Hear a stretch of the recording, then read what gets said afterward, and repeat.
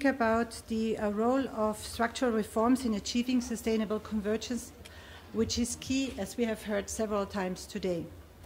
In doing so, I will first provide you with a simple answer to a complex problem. Why structural reforms? Structural reforms are needed in the current post-crisis environment, irrespective of the fact whether or not an EU member state has already adopted the euro or aims at adopting it. One lesson that we have learned from the financial crisis is that achieving sustainable growth is always about both demand and supply. Policies that support demand empower policies that support supply and vice versa. In the current post-crisis environment of a large debt overhang, partly structural environment and weak productivity levels, supply-side policies can increase the effectiveness of demand-side policies and help to empower demand. This view is reflected in many recent communications from the ECB.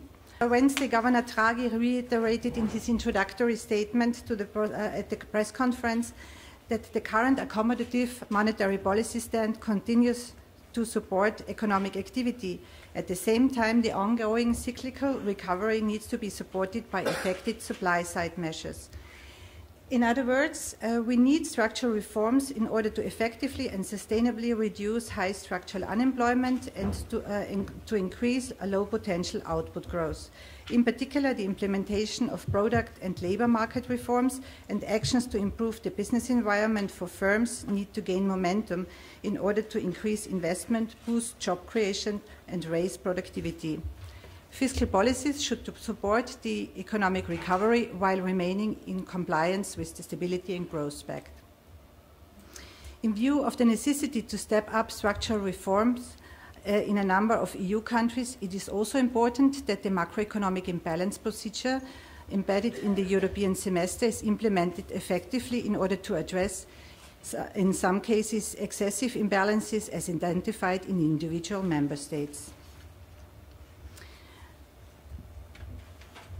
Everything that I have just said about the importance of the combination of demand-side and supply-side policies is also of utmost importance for a country that is aiming at adopting the euro.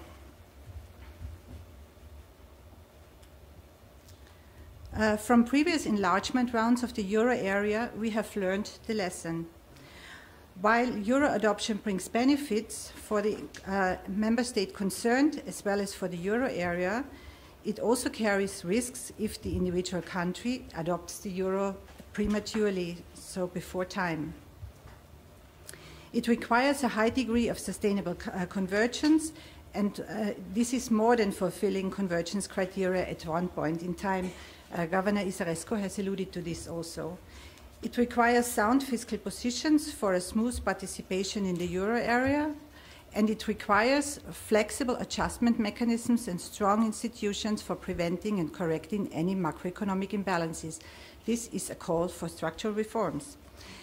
And do not forget, it's also the strict implementation of the new economic governance framework of the EU, which is essential for smoothing the functioning of the economic and monetary union. The right choice, mix and base of structural reforms is conducive for entering on a path of sustainable convergence, which is a sine qua non condition for being regarded eligible for the ERM, for the exchange rate mechanism 2 participation, and ultimately for being considered ready to adopt the single currency.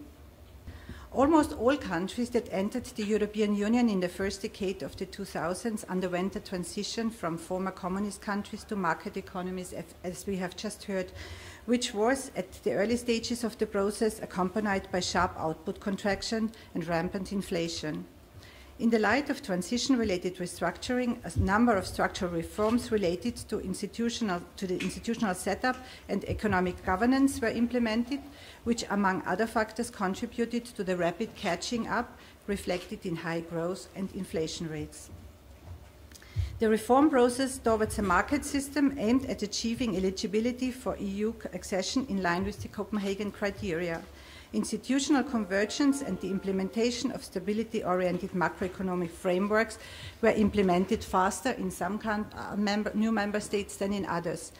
By the mid-2000s, also this we have just heard, the protected strong growth started to be accompanied by signs of overheating, in particular in the Baltics, and by growing imbalances in almost all countries.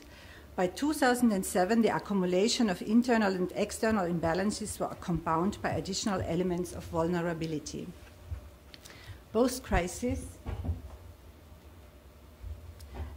two new member states have joined the euro area, namely Latvia, as we have just heard, in 2014, and Lithuania just at the beginning of this year. While Latvia had to resort to external funding at the peak of the crisis, Lithuania could find a domestic solution at the very last moment.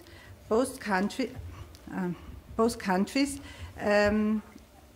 joined the ERM2 rather shortly after EU accession and participated in the ERM2 for a relatively extended period compared to other new member states. As you might remember, Lithuania has applied twice to be accepted to the euro area. The request in 2006 was turned down by the EU Council, among other reasons, on account of the price stability criterion, which was missed. The lessons we can draw from the Baltic experience is front-loading the implementation of good structural reforms is key in achieving an environment that is conducive to sustainable convergence.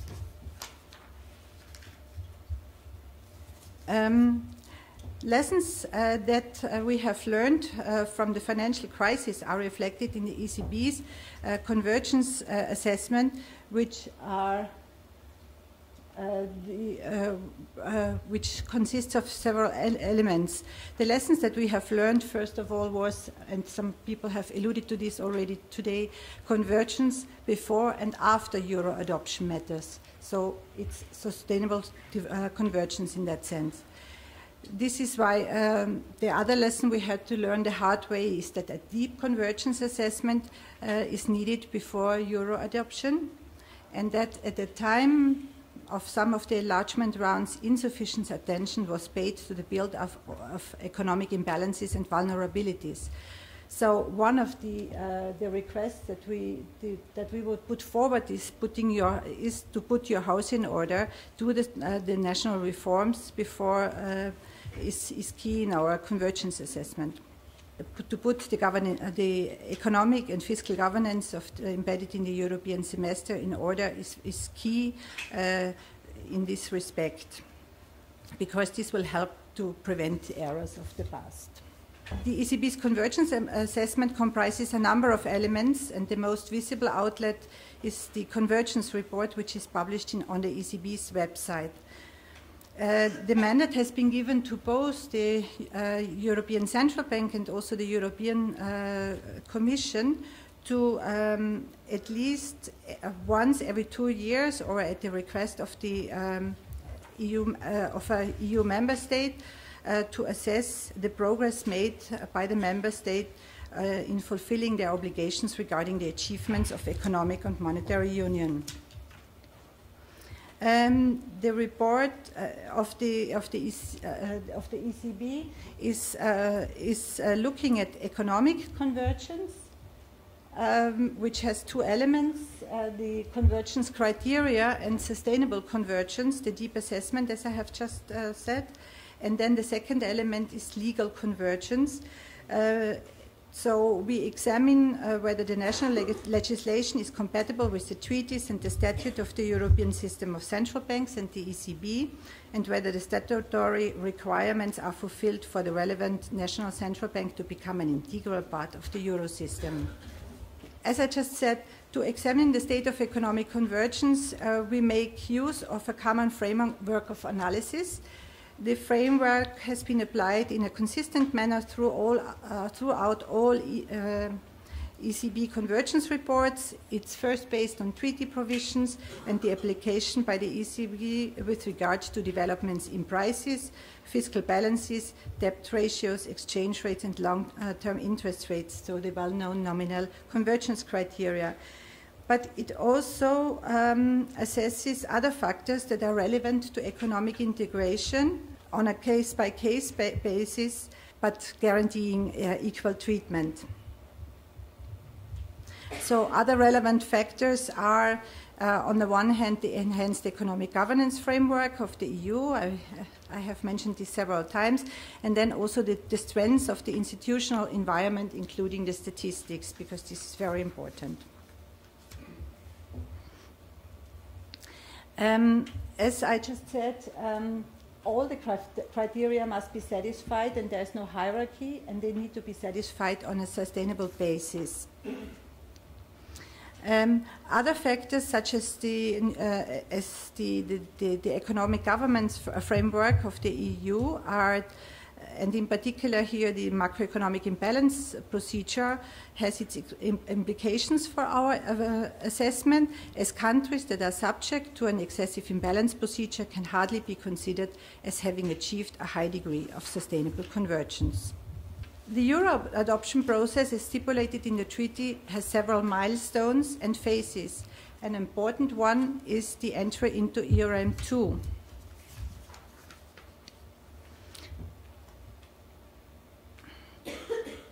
As you might know, ERM2 participation is not subject to a set of treaty-based, pre-specified specific criteria like euro adoption, but it is subject to a case-by-case assessment of whether a country is ready. The position of the ECB's Governing Council, which was adopted in 2003, so before the big enlargement round, is public and it is very clear. Country situations and strategies will be assessed on a case-by-case basis throughout the process leading to the adoption of the euro. As with any exchange rate regime, participation in ERM2 is only one element of the overall policy framework and hence should not be regarded in isolation. It must be compatible with other elements of this overall policy framework, in particular with the monetary, fiscal and structural policies. To ensure a smooth participation in ERM2, it would be necessary that monetary policy adjustments, for example with regard to price liberalization and fiscal policy, are undertaken prior to the participation in the mechanism. The decision on ERM participation is, of course, subject to a multilateral agreement involving not only the member state, but also the ministers of the member states of the euro area countries, euro area member states, and the ECB, as well as the ministers and the central bank governors of the non-euro area member states participated in the mechanism. So in short, Denmark for the time being. All parties take part in the search for a consensus in a positive spirit.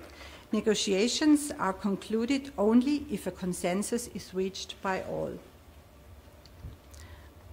For the ECB and the ERM2 participation is a crucial step as it acts as a testing phase for both the central exchange rate of the currency and of the participating member state and the euro. This is what we call the market test, and it's also a test for the sustainability of convergence towards the euro area. This is what we call the policy test. In the past, the ECB has advised postponing ERM membership in a few cases and will continue to do so. Experience shows that how important it is to conduct a comprehensive analysis already at the stage of ERM2 membership, including the overall soundness of institutions and governance. In particular, while the country may well go under program after ERM2 participation, so the case of Latvia, a country under a program can hardly be considered eligible to the ERM. As stipulated by the treaty, there is a minimum of 2 years in ERM2 observing normal fluctuation margins without devaluating against the euro that a country has to participate in the mechanism. There is no maximum duration to the ERM2, however. This you can see from this overview table that nearly all the countries that participated in the ERM2 prior to euro adoption remained there for more than the required 2 years. Because, and in addition to all the policy commitments that they have to implement, there also needs to be enough time for technical preparation for the euro adoption, and this takes time. So that brings me to my conclusions, to end at a more positive note and probably with spelling out some key messages. Structural reforms are needed to deal with the legacy of the financial crisis. Structural reforms are needed to create flexible adjustment mechanisms and strong institutions for preventing and correcting any macroeconomic imbalances. I hope I have convinced you that structural reforms are crucial to achieving a sustainable convergence, and more in line with how the discussion started in the beginning. Structural reforms show political commitment to the euro adoption process, providing a credible anchor for macroeconomic stability. And I would like to invite you to recall the message of the Vice President of the Commission. The quality of the preparation phase to adopt the euro is more important than the adoption date itself. Many thanks. Mulțumesc.